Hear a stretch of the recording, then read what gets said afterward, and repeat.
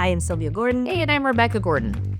And 1 million people got letters in 2024 saying, hey, your Medicare Advantage plan is exiting. It is leaving. You need to get a new plan. Why did that happen? I mean, my God. So if I'm an insurance company, I look at the profitability of each plan in each county. And my profitability is based on the costs and utilization and all that stuff. And how good my contracts are, how good I negotiated a lower contract with those hospitals and those doctors and so many things. And if I'm not making money there, I'm out. Right. So exits have always been around, but they've never been this big. Yeah, 1 million was massive. Do you think all those consumers knew this? No. So I had a son say, I went home at Christmas and I helped my parents and I hadn't been there in a couple months and they had a big stack of mail, but I hadn't opened the mail since I'd been there last. Parents don't have dementia. They just didn't want to do mail. I feel that way. I hate mail. I hate mail. It'll sit on the counter for weeks. Okay, so he said, I went through the mail. Most of their bills are on auto pay, so I didn't worry.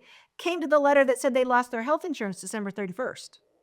So what? Wow. So I explained to him, they reverted back to original Medicare, A and B, so they have something. They have no drug coverage. And so he's like, okay, my God, how do I fix this? What do we do? So we have time until the end of March. That when those people, they're going to keep calling. A lot of people, if their son didn't go home and help, they're not going to find out until they go to fill that prescription. They use their insurance. Or they go to the doctor, and then they said that, hey, my insurance is not working. Yeah, it's not only not working. You don't have any. It's gone.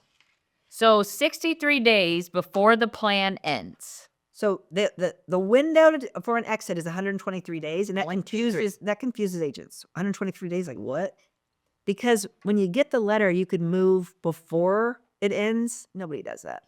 Like they It's like a lot of math. It's a good plan, generally. You don't want to leave it because it's a good plan. It's a rich plan. Right. But after it leaves, then you have the 90 days. So they have all January, February, and March. March 31st. But if you wait till the end, you're not having insurance. So then that's their SAP. Oh, you're right. Yes. Right. You want to do it as soon as possible. So as soon as they call you, we can move it. We could start them the first. How will agents know if their clients got this letter? So the agents aren't. They don't know. They make it too difficult. No. So they would send us, like a carrier would send us, here's the 500,000 people that are impacted, and it gives you like a big spreadsheet with all the H numbers for the whole country. Oh my God. If you don't have the technology to import that into your CRM and then most people can do it. Most agents took the wait and see approach. When they get a letter, they will call me. Unless there was like a major plan in their area and they knew. Right. Most people just waited. And we're still waiting because people are still and the clock is still finding out. And you don't want them to find out when they have a heart attack and they go to the doctor. So is this something you would want agents to put out into like a text blast or into every single thing? Every single Check your plan.